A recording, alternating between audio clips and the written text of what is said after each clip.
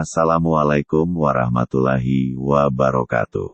Pak Yan akan mengisahkan perjalanan Waliullah, dengan mengambil cerita, kisah perjalanan Syekh Magelung Sakti atau Syekh Satik Syam dalam menyebarkan agama Islam di Tanah Jawa. Nah, tidak perlu berlama-lama lagi, langsung saja kita ikuti kisahnya.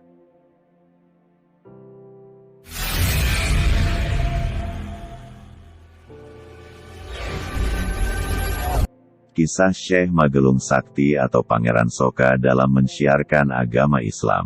Syekh Magelung Sakti atau Syarif Syam atau Pangeran Soka atau Pangeran Karangkendal. Syekh Magelung berasal dari negeri Syam di Syria.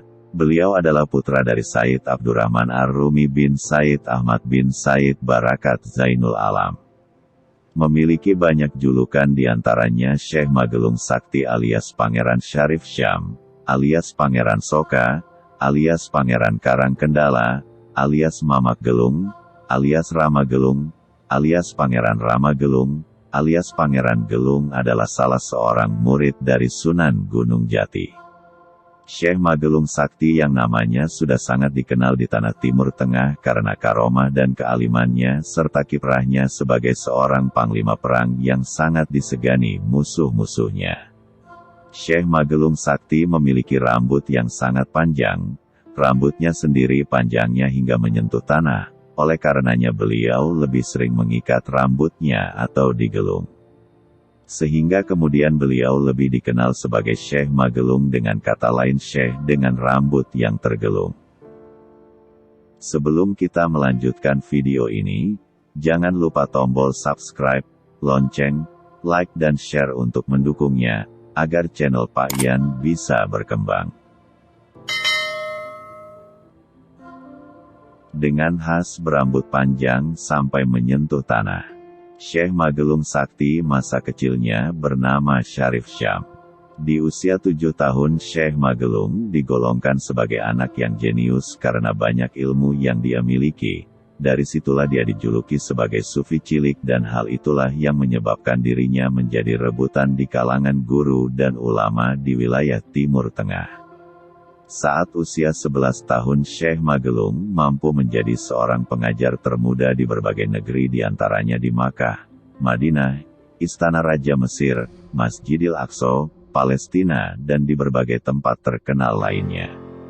Akan tetapi dia juga banyak mendapat hujatan dari ulama karena rambutnya yang kian panjang dan dianggap tidak mencerminkan sebagai seorang pelajar dan pengajar ilmu keagamaan yang selalu mengedepankan akhlak, tata krama dan budi pekerti dengan penampilan rambut panjangnya.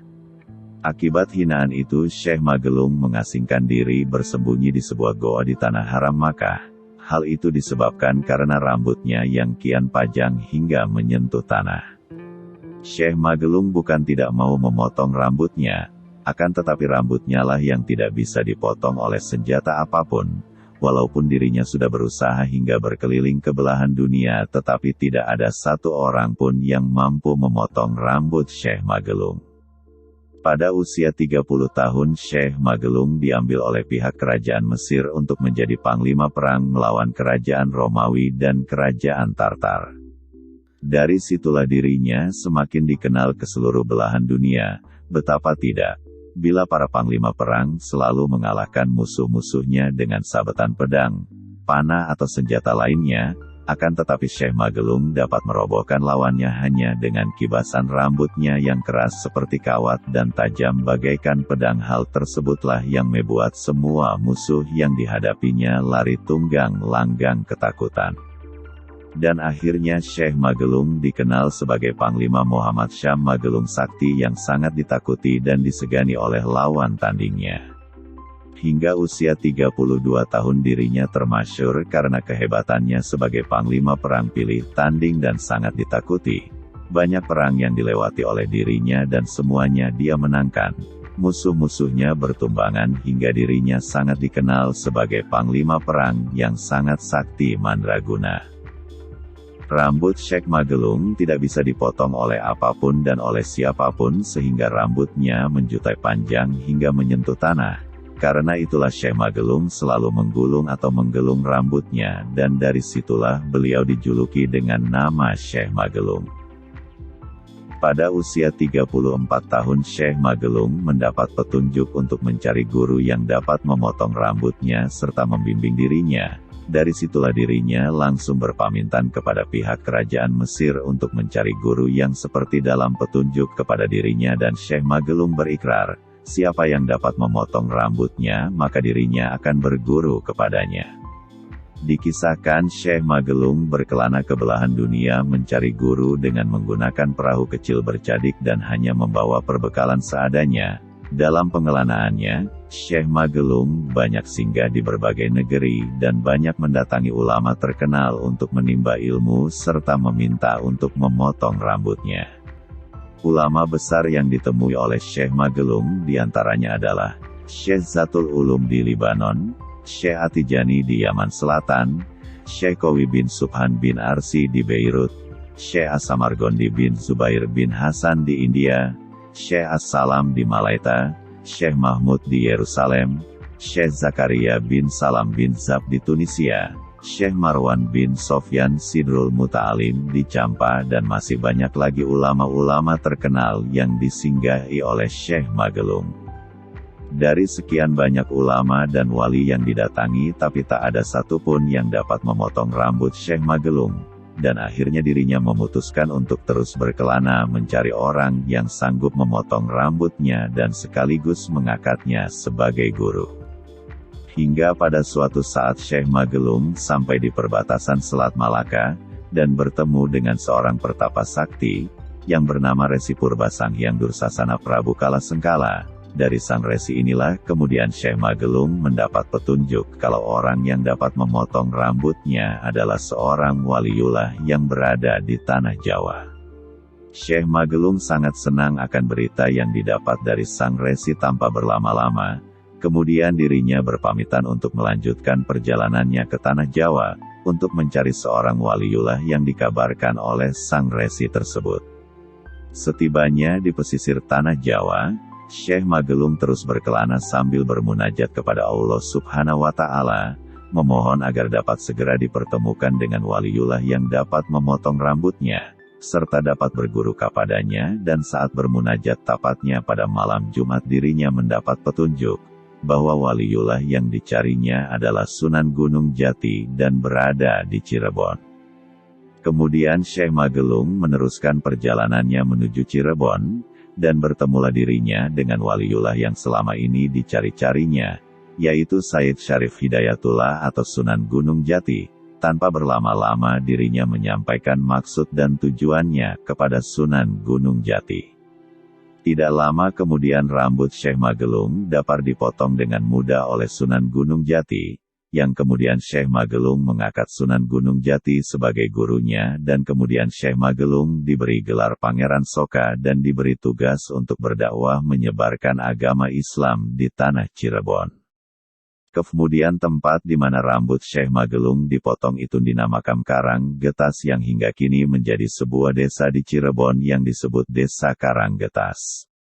Kemudian Syekh Magelung juga diberi gelar Syarif Syam karena dirinya berasal dari negeri Syam. Kemudian pada abad ke-15, dirinya diangkat anak oleh penguasa daerah Karangkendala yang bernama Ki Tarsiman atau Ki Karayunan, atau juga yang bernama Ki Gedeng Karangkendal atau dikenal juga dengan nama Ki Buyut Selawe, karena mempunyai anak yang berjumlah 25 orang dari istrinya yang bernama Nyai Sekar. Karangkendala berada sekitar 19 km sebelah utara Cirebon. Dari situ kemudian Syekh Magelung diberi gelar Pangeran Karangkendal. Kemudian Syekh Magelung dinikahkan dengan salah satu murid dari Sunan Gunung Jati yang bernama Nyi Mas Gandasari, yang sangat cantik jelita dan bertubuh indah melalui sayembara yang diadakan oleh Nyi Mas Gandasari sendiri, yang dimana dalam sayembara tersebut Nyi Mas Gandasari bersayembara siapa saja yang dapat mengalahkan dirinya akan diangkat menjadi suaminya. Dalam sayembara tersebut banyak dari para pangeran dan jago-jago kanuragan dari tanah Jawa yang ikut serta dan tidak satu pun dapat mengalahkan Nyi Mas Gandasari. Hingga akhirnya Syekh Magelung dapat mengalahkan Nyimas Gandasari. Pada dasarnya pertarungan tersebut seimbang, akan tetapi Nyimas Gandasari terpojok dan berlindung di punggung gurunya yaitu Sunan Gunung Jati. Walaupun Nyimas Gandasari sudah berlindung di punggung gurunya, Syekh Magelung tetap menyerang dengan jurus yang bermuatan ilmu yang mematikan hingga suatu serangan dari Syekh Magelung hampir mengenai kepala Sunan Gunung Jati. Tetapi anehnya sebelum serangan itu mendarat di kepala Sunan Gunung Jati, Syekh Magelung jatuh lemas di hadapan Sunan Gunung Jati, dan Sunan Gunung Jati pun mengumumkan sayembara tersebut sama-sama kuat dan tidak ada yang kalah dan menang. Kemudian Sunan Gunung Jati menikahkan keduanya.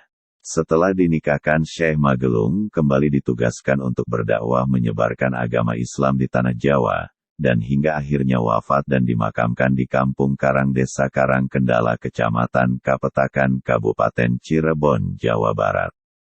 Diceritakan masyarakat atau orang-orang tua tempo dulu, pada masa lalu Syekh Magelung Sakti menundukkan Ki Gede Tarsana dari Kertasemaya, Indramayu, sehingga anak buah Ki Tarsana tersebut yang berupa makhluk halus pun turut takluk. Namun, makhluk gaib melalui Ki Tarsana meminta syarat agar setiap tahunnya diberi makan berupa sesajen rujak wuni. Dari cerita inilah selanjutnya, tradisi menyerahkan sesajen daging mentah tersebut berlangsung setiap tahun di Karang Kendala. Disebutkan bahwa Nyimas Gandasari, yang sebenarnya adalah putri Sultan Hud dari Kesultanan Basempaseh yang berdarah Timur Tengah, merupakan salah satu murid di pesantren Islam Putri yang didirikan oleh Ki Ageng Selapandan.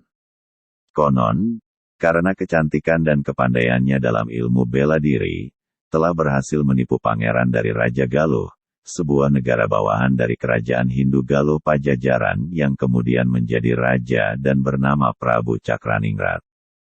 Pada waktu itu, Cakraningrat tertarik untuk menjadikannya sebagai istri.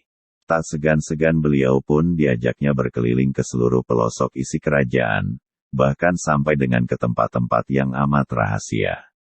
Hal inilah yang kemudian dimanfaatkan oleh Pangeran Cakrabuana, orang tua angkat Nyimas Gandasari untuk kemudian menyerang Raja Galuh. Ki Ageng Selapandan yang juga adalah Ki Kuwu Cirebon waktu itu dikenal juga dengan sebutan Pangeran Cakrabuana yang masih keturunan Prabu Siliwangi dari Kerajaan Hindu Pajajaran, berkeinginan agar anak angkatnya, Nyimas Gandasari, segera menikah. Setelah meminta nasihat Sunan Gunung Jati, gurunya, keinginan ayahnya tersebut disetujui Putri Selapandan dengan syarat calon suaminya harus pria yang memiliki ilmu lebih dari dirinya. Meskipun telah banyak yang meminangnya, beliau tidak bisa menerimanya begitu saja dengan berbagai macam alasan dan pertimbangan. Oleh karenanya kemudian beliau pun mengadakan sayembara untuk maksud tersebut, sejumlah pangeran, pendekar, maupun rakyat biasa dipersilahkan berupaya menjajal kemampuan kesaktian sang putri. Siapapun yang sanggup mengalahkannya dalam ilmu bela diri maka itulah jodohnya.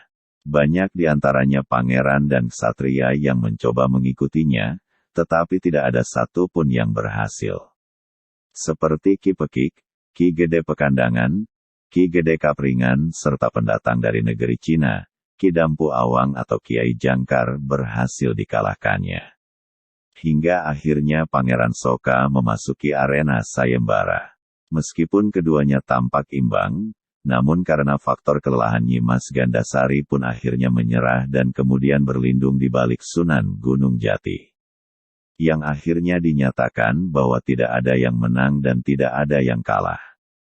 Namun, kemudian keduanya dinikahkan oleh Sunan Gunung Jati.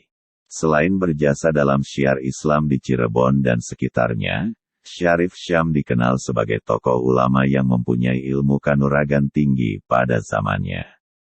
Beliau membangun semacam pesanggerahan yang dijadikan sebagai tempat beliau melakukan syiar Islam dan mempunyai banyak pengikut. Syekh Magelung adalah tokoh yang jarang disebutkan dalam berbagai babat dan cerita rakyat sebagai salah satu pelopor penyebaran Islam di Jawa.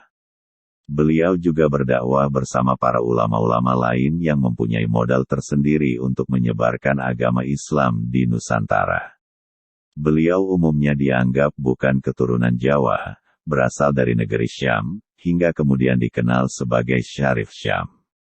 Namun, ada pula yang berpendapat bahwa beliau berasal dari negeri Yaman. Syekh Magelung memiliki semangat tinggi dalam memperjuangkan agama Islam.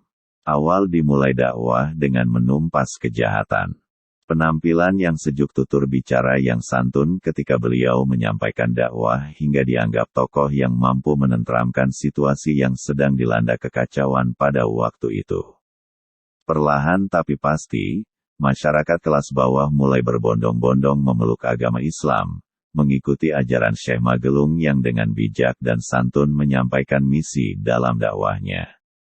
Sampai dengan akhir hayatnya, Syekh Magelung Sakti dimakamkan di Karangkendal, dan sampai sekarang tempat tersebut selalu diziarahi orang dari berbagai daerah.